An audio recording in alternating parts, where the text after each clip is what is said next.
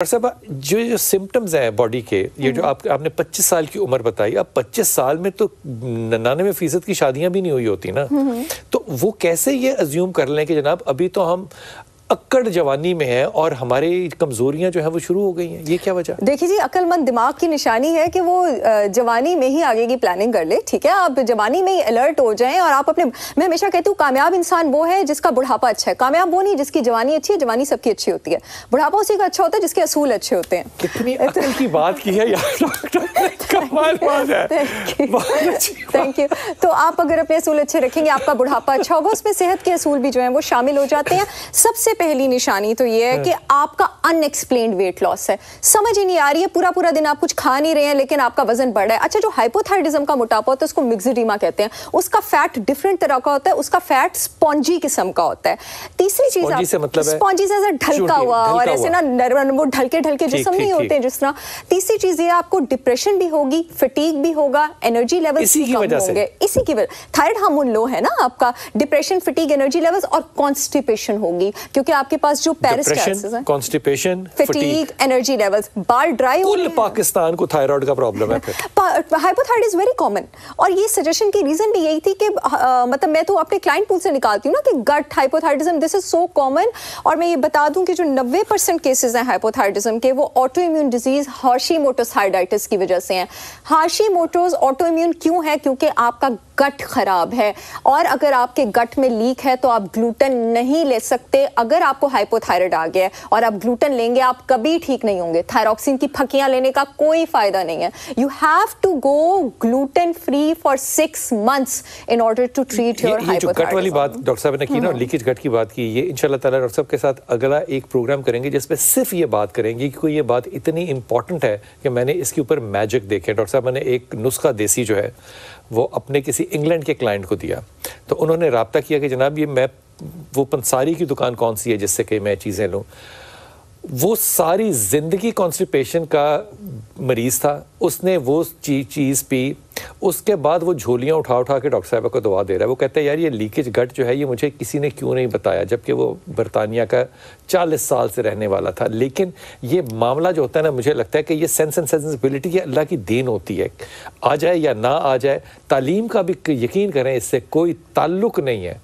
मैंने बड़े बड़े लोगों को देखा है, वो जिन टेस्टों में आपको डाल देते हैं वो इररेलेवेंट होते हैं। लेकिन जनाब, अस्सलाम वालेकुम नुमान, लुकमान जी, लुकमान जी, वालेकुम अस्सलाम। सर जी, मेरे घर वालों का मसला है थोड़ा। घर वालों से मुराद बेगम? जी जी जी, फरमाओ। उनका ये है कि वो कुछ खा नहीं सकते हैं, वो खा सुबह भी यानी कि कोई आधी रोटी बड़ी मुश्किल से खा लेते हैं, फिर कहती मेरा दिल खराब होता रहता है, उल्टी सी जैसे, बस बिल्कुल भी जो है ना। बच्चे हैं तुम्हारे?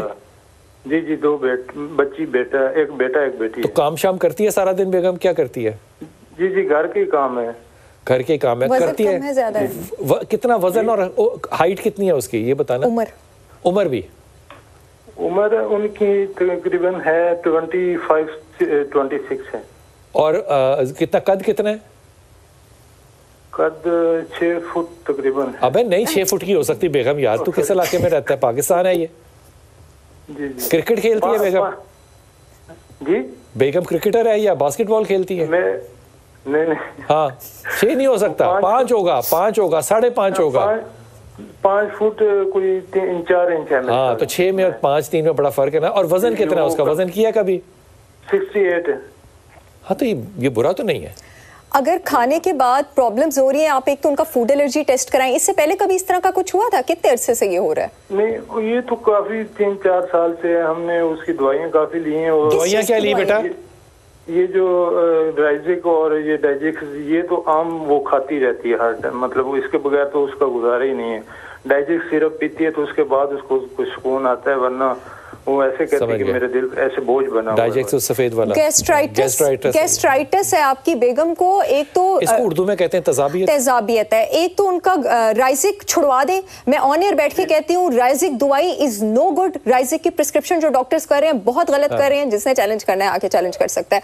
दूसरी बात ये है कि आपने इनका ग्लूटेन छुड़वा देना है, आपने इनका डेयरी छुड़वा देना है, यानी इनके एनिमल डेयरी के कोई प्रोडक्ट्स इनको आपने गंदम छुड़वा देनी है, या गंदम से बनी हुई कोई भी चीज जो है वो छुड़वा छुड़वा देनी है, पहली बात। दूसरी चीज, आपने इनको दूध छुड़वा देना है। दही खा सकती हैं? दही खा सकती हैं, दही खा सकती हैं, दूध नहीं खा सकती हैं। मक्खन दूध छोड़ दें, तला हुआ कोई खाना ना खाएं, तला हुआ कोई खाना ना खाएं। अभी कुछ दिनों से ना एक दवाई दी थी उन्होंने दूध के लिए ना, दूध के साथ ये नहीं देनी। नहीं, वो दूध छोड़ दें बेटा, बहुत ज्यादा प्रॉब्लम आ रहा है। हाँ, वो नाम नहीं ले सकते मेडिसिन का ऑन एयर, लेकिन ये दूध छोड़ दो। ये मैं इसलिए बता रहा हूँ कि मैं खुद इस चीज का विक्टिम हूँ यार। जी जी। तो गंदम नहीं खानी है, पहली बात। वो मैं जब गंदम खाता था तो मुझे डॉक्टर साहब पे गुस्सा आता था, अब मुझे नहीं आता। इतना बड़ा फर्क है, नहीं सोच सकता कोई आदमी यार ये बात कि खाने और ना खाने में। गंदम या गंदम की बनी हुई कोई चीज, अब वो ब्राउन व्हाइट और बेकरी में मत जाना, कुछ नहीं खाना। एक, दूध किसी सूरत में नहीं पीना, दही खा सकती है। ये डाइट इतना करके देख लेना तो उसको 50% फर्क पड़ जाना है। जी जी। लेकिन मेडिकेशंस ना ले, जी जी, उससे फर्क पड़ेगा। फिर हम तो गांव के रहने वाले, गंदम के अलावा हम क्या खाएंगे? नहीं, आप तो गांव के रहने वाले, आपको तो ज्यादा अनाज पता होना चाहिए, आपको ज्यादा इल्म होना चाहिए। गंदम के अलावा क्या क्या खाया आप मकई खाएं, ग्लूटेन फ्री है वो बिल्कुल। अब बता के तू रहता है गाँव में। आप जवार खाएं, जौ खा सकते हो?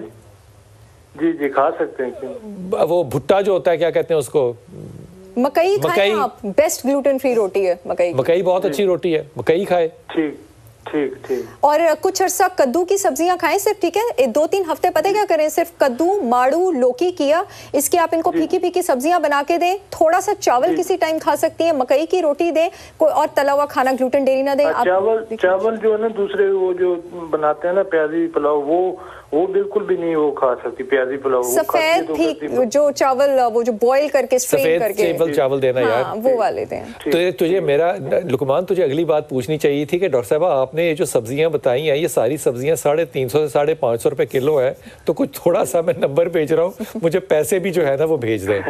ये इतना, मैं ईमानदारी से कह रहा हूँ यार, मैं सोच नहीं सकता था कि पहले लोग जो थे वो दाल सब्जी खाते थे तो गरीब थे। अब एक दरमियाने तबके का आदमी जो है ना वो दाल सब्जी नहीं खा सकता। दाल की कीमत और बॉयलर की कीमत एक बराबर हो गई है।